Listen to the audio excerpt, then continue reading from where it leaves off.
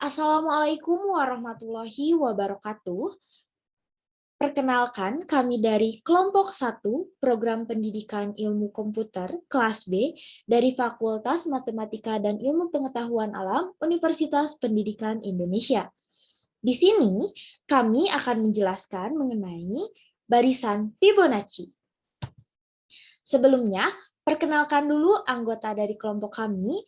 Yang pertama itu ada Dwi Novia Alusayani dengan NIM 2102211. Yang kedua ada Isti Oktaviani dengan NIM 2108836. Yang ketiga ada Farel Rahma Alia dengan NIM 2103314. Dan yang terakhir ada Halisa Nijwani dengan NIM 2102922. Oke. Next, kita akan lanjut. Sebelumnya, apa itu Fibonacci? Nah, Fibonacci adalah suatu barisan bilangan yang merupakan hasil penjumlahan dua bilangan sebelumnya atau bilangan yang didefinisikan secara rekursif. Apa sih secara rekursif itu? Rekursif itu merupakan fungsi dengan memanggil dirinya sendiri. Biasanya digunakan dalam deret bilangan. Contohnya seperti gambar di samping. Nah, Fn dengan ketentuan 0 dan 1 dengan rumus F dalam kurung N-1 ditambah F dalam kurung N-2.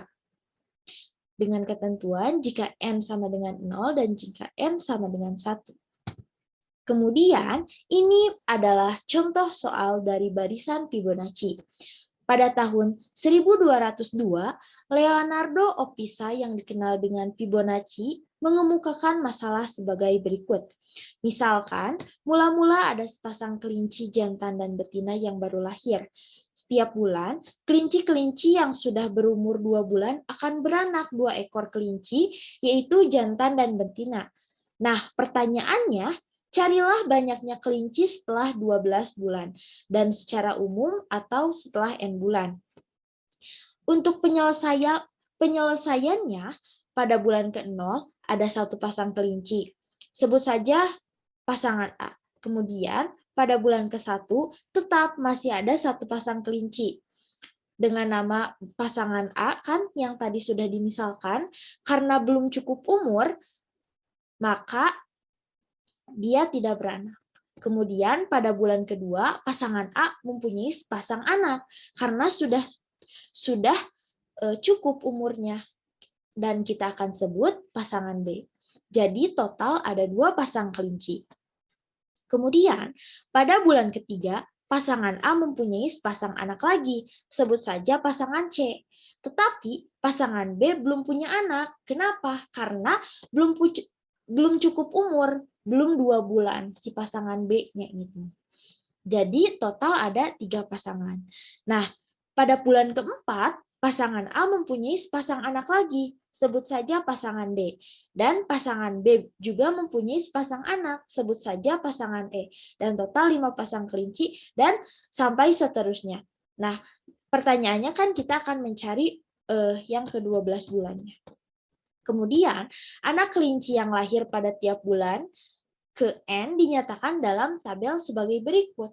Nah, ini adalah tabel dari penjelasan pernyataan yang tadi. Pada bulan pertama, pasangan A belum memiliki anak karena belum cukup umur.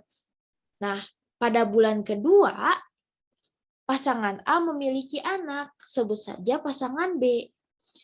Sebut saja B maksudnya. Nah, pada bulan ketiga, pasangan A memiliki anak, pasangan C. Tapi pasangan B belum memiliki anak karena belum cukup umur. Kemudian, di bulan keempat, pasangan A memiliki anak, sebut saja pasangan D. Dan pasangan B juga memiliki anak, sebut saja E. Kemudian, pada bulan kelima, pasangan A, B memiliki anak, yaitu F, G. Dan pasangan C juga memiliki anak karena sudah mencukupi umur, yaitu pasangan. Nah, pada bulan ke-6, pasangan A, B, C, dan E memiliki anak. Sebut saja I, J, K, dan L, dan M. Oke, kita misalkan XN menyatakan banyak pasangan kelinci yang hidup pada bulan ke-N. Dengan ketentuan N-nya itu harus lebih besar sama dengan 0. Jadi kita misalkan X0 itu sama dengan 1. Karena di sini ketentuannya XN lebih besar sama dengan 0. Oke, maka X1-nya sama dengan 1, X2-nya sama dengan 2, X3-nya sama dengan 3, X4-nya sama dengan 5, X5-nya sama dengan 8, dan X6 sama dengan 13, dan seterusnya. Si XN ini terbentuk dari dua hal, yaitu XN-1 pasang kelinci dari bulan sebelumnya ditambah dengan jumlah pasangan anak yang dilahirkannya. Karena kelinci yang mempunyai anak adalah yang berumur minimal 2 bulan, maka jumlah pasangan anak yang diperoleh sama dengan jumlah kelinci pada 2 bulan sebelumnya, yaitu XN-2. Maka didapat relasilah XN sama dengan XN-1 ditambah XN-2 dengan ketentuan X0-nya sama dengan 1 dan X1-nya sama dengan 1.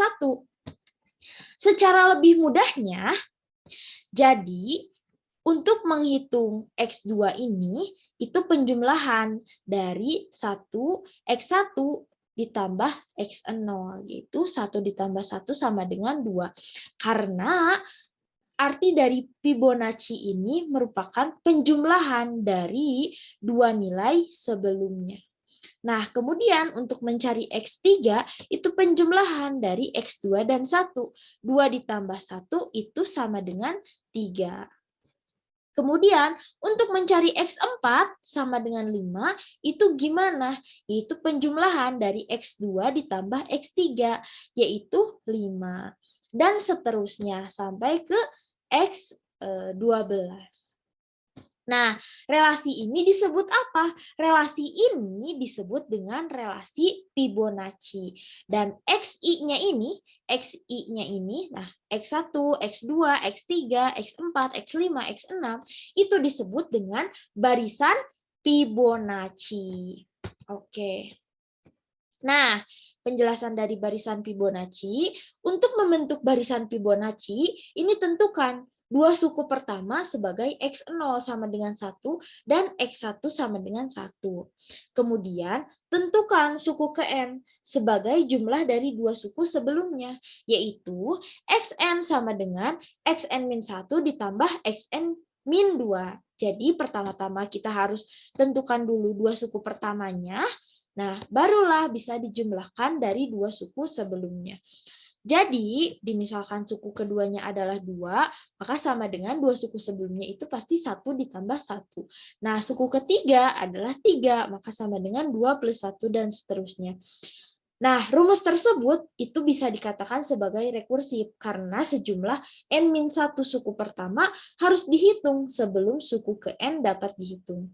Dalam proyek ini, kita bakal menggunakan nilai eigen dan diagonalisasi untuk mendapatkan rumus eksplisit suku ke N dari barisan Fibonacci.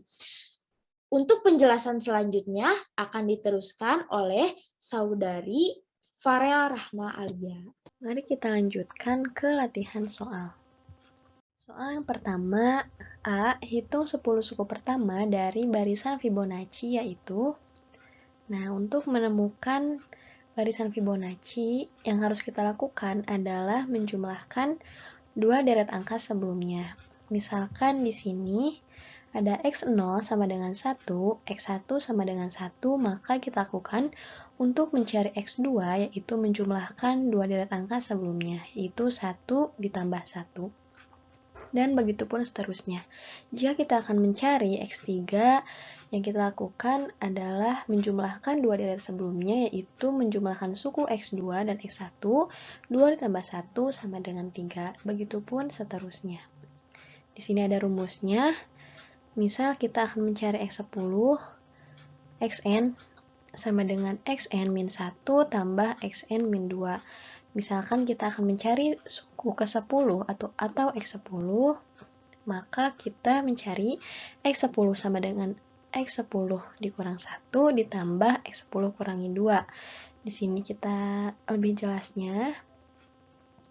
Jika kita akan mencari suku ke-10, maka yang kita lakukan adalah Xn-1, X10-1 ditambah X10-2 sama dengan X9 ditambah X8 atau suku ke-9 ditambah suku ke-8 sama dengan 55 ditambah 34 sama dengan 89. Mari kita lanjutkan ke soal berikutnya. Kita lanjutkan ke soal berikutnya, yaitu yang B. Diketahui ada matriks A sama dengan 1, 1, 1, 0, dan ada matriks identitas. Kita kalikan dengan matriks 1, 1, hasilnya adalah 1, 1. Jika X0 sama dengan 1, X1 sama dengan 1, maka X2 sama dengan 2, X3 sama dengan 3. Seperti yang sudah kita ketahui bahwa jika kita ingin mencari deret selanjutnya, maka yang kita lakukan adalah menjumlahkan dua deret angka sebelumnya. Yaitu misal kita akan mencari suku keempat atau X4, yang kita lakukan adalah menjumlahkan X2 dan X3, yaitu 2 tambah 3 sama dengan 5. Mari kita lanjutkan ke sini. Kita akan mengalihkan matriks A dengan X0 dan X1. 1, 1, 1, 0 kita kalikan dengan X0 dan X1. Langsung saja kita kalikan. 1 kali 1 sama dengan 1, 1 kali 1 sama dengan 1. Dijumlahkan menjadi 2. Lalu untuk yang bawahnya, 1 dikali 1 sama dengan 1, dan 0 dikali 1 sama dengan 0. 1 ditambah 0 sama dengan 1. Matriks ini 2, 1 akan merepresentasikan suku Fibonacci kedua dan ke-1. Kita lanjutkan untuk kita coba matriks A kita kuadratkan. 1 dikali 1 sama dengan 1, kemudian 1 dikali 1 sama dengan 1, kita jumlahkan menjadi 2. Lalu selanjutnya kita kalikan lagi, 1 kali 1 sama dengan 1, 1 dikali 0 sama dengan 0, 1 ditambah 0 sama dengan 1. Lanjutkan. 1 dikali 1 sama dengan 1, lalu 0 dikali 1 sama dengan 0, dijumlahkan 1 ditambah 0 sama dengan 1. Kemudian 1 dikali 1 sama dengan 1, 0 dikali 0 sama dengan 0, 1 ditambah 0 sama dengan 1. Nah, ini begini hasilnya. Kita telah mengkuadratkan matriks A tadi menjadi 2, 1, 1, 1. Kita kalikan lagi dengan X0 dan X1. 2 kali 1 sama dengan 2, 1 kali 1 sama dengan 1, kita jumlahkan 2 ditambah 1 sama dengan 3. Selanjutnya, kita kalikan lagi, 1 kali 1 sama dengan 1, 1 kali 1 sama dengan 1, kita jumlahkan 1 ditambah 1 menjadi 2. Nah, 3, 2 ini akan merepresentasikan suku Fibonacci ketiga dan kedua. Begitupun seterusnya, jika kita memangkatkan matriks A menjadi pangkat 3, dikalikan, lalu kita kalikan lagi X0 dan X1, maka hasilnya adalah 3, 2, 2, 1, kita kalikan dengan 1, 1, hasilnya adalah 5, 3. Dan ini akan merepresentasikan suku Fibonacci kelima dan ketiga. Maka kita akan mendapatkan bahwa A-1 dikalikan X0, X1 akan merepresentasikan suku Fibonacci ke N dan ke N-1. Untuk pembuktiannya, kita coba misal N-2. Kita cari matriks A, dipangkatkan 2 kurang 1 jadi 1. Matriks A pangkat 1 jadi 1, 1, 1, 0. Kita kalikan dengan X0, X1. Kita kalikan, maka hasilnya adalah 21 dan ini akan merepresentasikan suku Fibonacci ke N2 dan ke N1. Kita lanjutkan ke soal berikutnya. Baik, untuk soal selanjutnya, diketahui nilai matriks yang berorder 2 kali 2 yaitu 1, 1, 1, 0. Lalu carilah matriks P sehingga P inverse dikali A dikali P sama dengan D, di mana nilai D yaitu nilai matriks diagonal. Nilai P dikali P inverse dikali A dikali P dikali P inverse sama dengan P dikali D dikali P inverse. Jika kita ingin mencari nilai A agar lebih mudah, dapat dicari menggunakan rumus P dikali D dikali P inverse. Dan jika ingin mencari nilai A pangkat, seperti contohnya A pangkat 3, maka rumusnya cukup mengalikan P dikali D dikali inverse, dikalikan P dikalikan D dikalikan P inverse, dikalikan P dikalikan D dikalikan P inverse, atau P dikali D pangkat 3 dikalikan P inverse. Karena di sini kita akan mencari nilai P, maka langkah pertamanya yaitu kita akan mencari dulu nilai eigennya. Cara untuk mencari nilai eigen yaitu lambda dikalikan identitas dikurangi matriks A. Lambda dikalikan identitas, karena tadi matriks A-nya diketahui berordo 2 kali 2, maka identitasnya juga berordo 2 kali 2. Lambda dikalikan identitas dikurangi nilai matriks A yang sudah diketahui sebelumnya. Maka hasilnya yaitu lambda min 1, min 1, min 1, lambda. Langkah kedua, kita akan mencari nilai determinan dari lambda dikalikan identitas dikurangi nilai A. Maka rumus determinan A dikalikan D dikurangi B dikali C.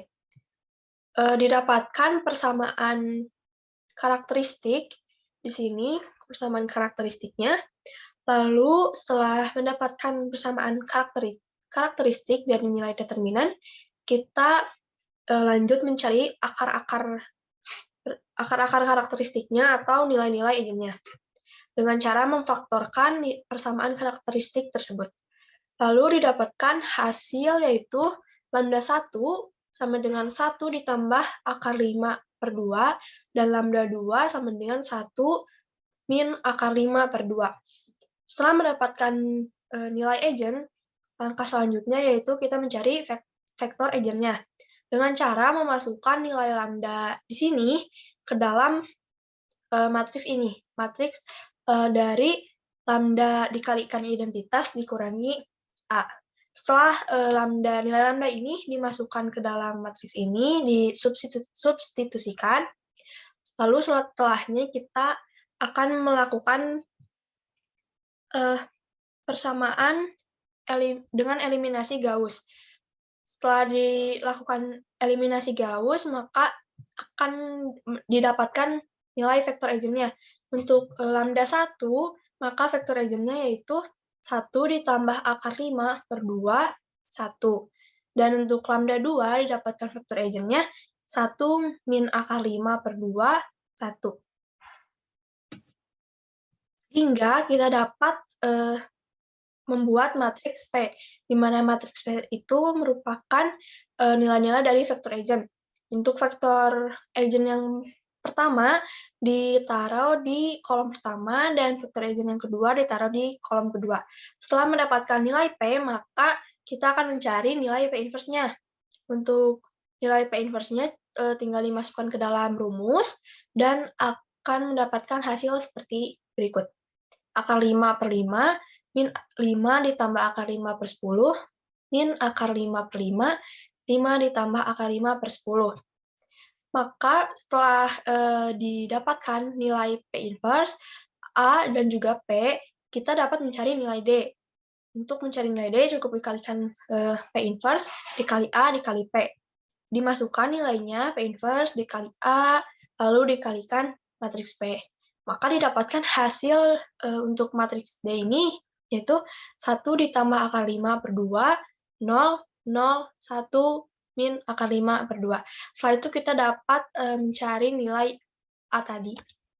Baik, di soal selanjutnya akan dijelaskan oleh Dwi. Baik, selanjutnya kita akan masuk ke soal yang keempat. Soalnya yaitu dari matriks D yang diperoleh pada nomor C, yang telah rekan saya jelaskan sebelumnya. Hitunglah PDP min 1 dikali 1, 0, maka hasilnya akan 1, 1, di mana X0-nya itu 1, X1-nya itu 1. Maka nilai 1, 1 ini akan mempresentasikan suku Fibonacci ke 1 dan ke 1. Apa yang akan kita cari? Yang akan kita cari itu bagaimana jika D-nya itu pangkat 2, pangkat 3, atau pangkat D-1. Maka suku Fibonacci-nya akan mempresentasikan suku keberapa? Nah, caranya bagaimana? Caranya sebagai berikut. Kita pindah dulu slide-nya. Sebentar, kita pindah slide. Nah, penyelesaian seperti ini. Nilai P, D, dan P inverse telah kita temukan di soal pembahasan yang ke-C. Lalu kita masukkan nih, ini nilai P. Kita masukkan nilai P-nya, kita masukkan nilai D-nya, kita masukkan nilai P inverse-nya dikali 1, 0. Jadi kita kalikan P dikali D dikali P inverse dikali 1, 0. Maka hasilnya akan ada 1, 1. 1, 1 ini mempresentasikan suku Fibonacci ini ke 1, ini ke 0. Maaf, tadi di slide sebelumnya saya salah sebut ya. Harusnya ini tuh suku Fibonacci ke 1 dan 0. Ini kita misalkan Fibonacci ke 1 adalah X1. Fibonacci kedua adalah X0. Tadi X1-nya berapa? 1. X0-nya berapa? 1. Maka ini mempresentasikan Fibonacci ke 1 dan 0. Nah, bagaimana jika nilai D-nya pangkat 2 sama? Kita masukkan nilai P-nya, nilai D kuadrat, dan P inverse dikali 1, 0. Ingat, D kuadrat itu, di sini ya, D kuadrat itu sama dengan D dikali D. Oleh sebab itu di sini ada 2 nih, ada P dikali D lagi, dikali P inverse, baru kali 1, 0. Maka hasilnya akan 21. 21 ini mempresentasikan Fibonacci ke 2 dan ke 1.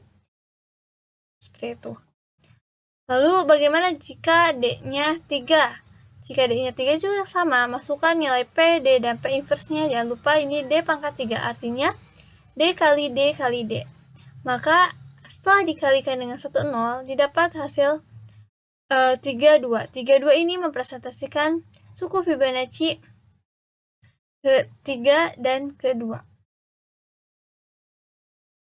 Berdasarkan hasil pertama, kedua, ketiga, kita akan menemukan sebuah pola.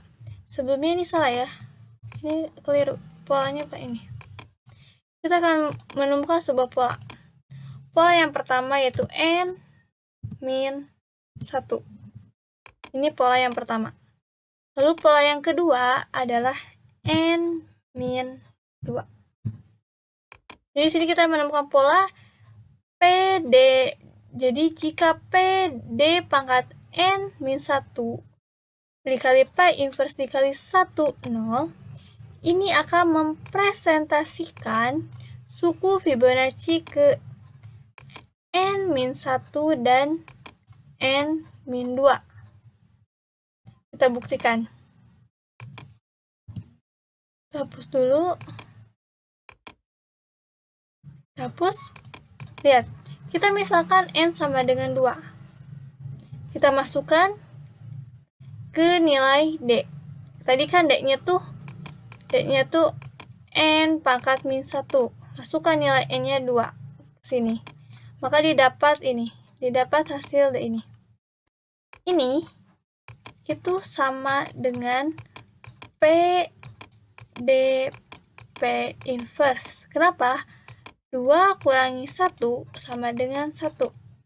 Ingat, jika pangkatnya 1, misalnya D pangkat 1, ini akan sama dengan D. Ini pangkat 1 ya, bukan ini pangkat 1. Kan sama dengan D. Maka itu kita masukkan nilai P-nya, nilai D-nya, dan nilai P inverse-nya dikali dengan 1, 0. Maka hasilnya akan 1, 1, sama seperti tadi. Nah, 1, 1 ini ada mempresentasikan yang pertama mempresentasikan suku Fibonacci ke n-1. Satu yang kedua mempresentasikan suku Fibonacci ke n-2. Kenapa ke n-2? Tadi kita ingat lagi. Di awal soal, x0 sama dengan 1. x1 sama dengan 1. Kita masukkan nilai 2 ke sini. 2 min 1 sama dengan 1. 2 min 2 sama dengan 0. Nilai suku Fibonacci ke 1, atau ini tuh x1, adalah 1. Nilai suku Fibonacci ke 0 atau x0 adalah 1. Ini sama seperti ini. Sama seperti nilai ini. Seperti itu. Sudah paham kan? Sekarang bagaimana konsep dari barisan Fibonacci itu sendiri? Jadi misalkan suku pertama 1, 1, 2, 3, terus 5, ini 8, terus ini ada 13, dan seterusnya. Ini merupakan x0. Ini x1. Ini x2. Ini x3.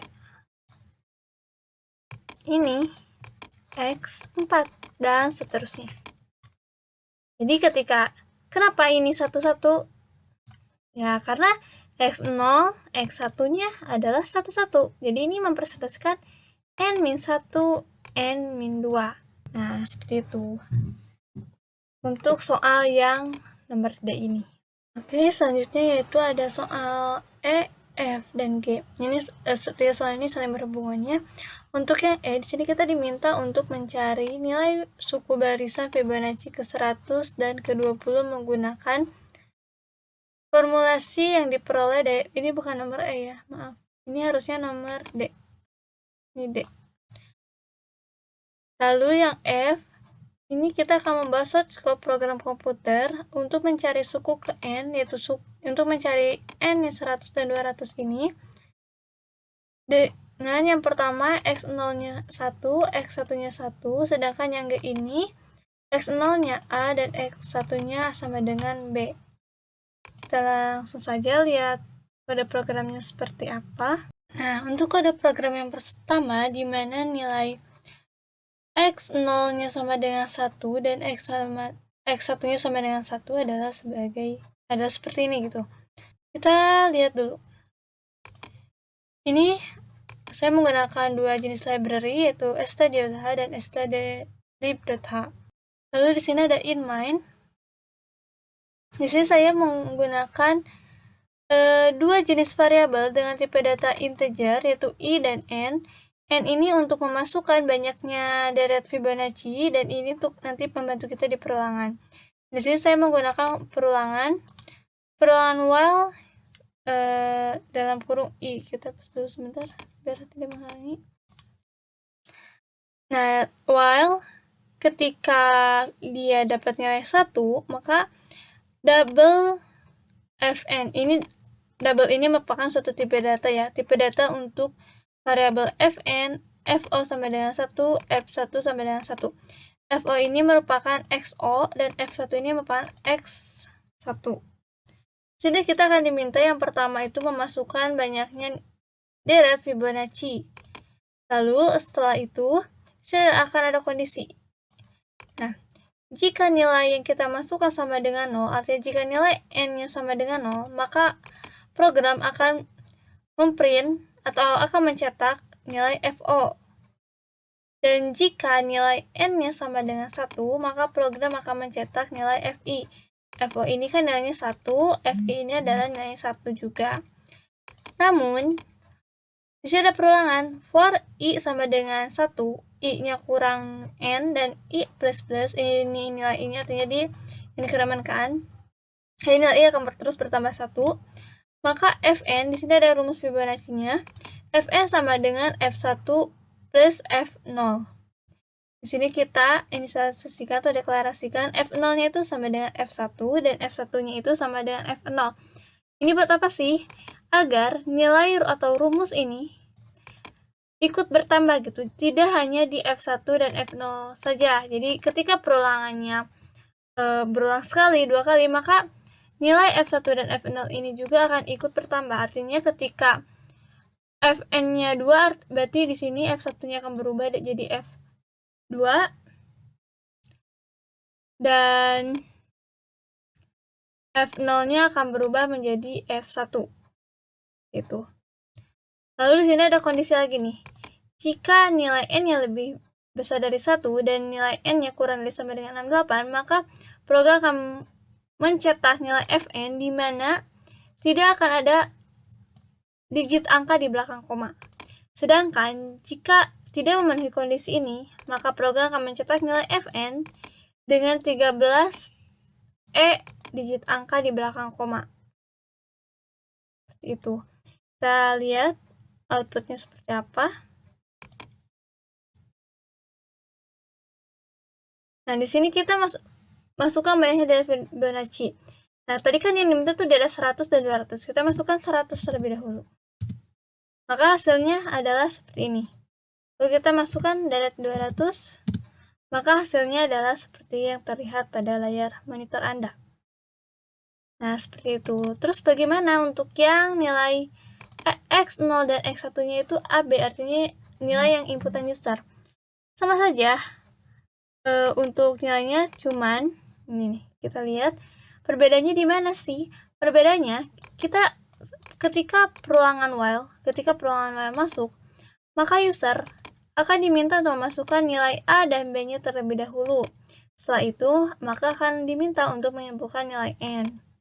Kita lihat outputnya. Nah, seperti ini. Nah, ini user diminta untuk masukkan nilai A. Misalkan saya masukkan nilai N-nya 1 ya, sama seperti tadi. Nilai B-nya juga 1. Nah, nilai N, saya ingin menampilkan deret Fibonacci yang ke-100. Maka di sini akan muncul nilai deret Fibonacci yang ke-100.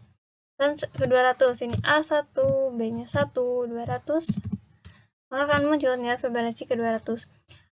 Bisa nggak sih nilai AB-nya berbeda bukan sesuatu? Bisa saja. Misalnya kita nilai AB-nya, misalnya nilai A-nya tuh berapa ya? 1, nilai B-nya itu 2 misal. Maka dari Fibonacci 100-nya berapa nih? Dari Fibonacci yang A-nya 1, B-nya 2 dengan A-nya 1, B-nya 1 itu berbeda. Kenapa? Karena nilai awalnya pun berbeda, otomatis dari Fibonacci-nya tuh pun berbeda juga, seperti itu. Untuk kondisi yang di sini sama saja seperti yang sebelumnya, di mana yang X0 dan X1-nya telah ditetapkan. Nah, mungkin sekian untuk source code dari deret Fibonacci untuk mencari ya berapa nilai dari deret Fibonacci yang kita ingin ketahui gitu. Anggap saja ini merupakan sebuah kode kalkulator untuk menentukan nilai deret Fibonacci. Mungkin sekian penjelasan dari kami dari kelompok 1 mengenai barisan Fibonacci ini. Mohon maaf bila ada kesalahan. Wabillahi taufiq wal hidayah. Wassalamualaikum warahmatullahi wabarakatuh. Jangan lupa subscribe, like, and share. Thank you.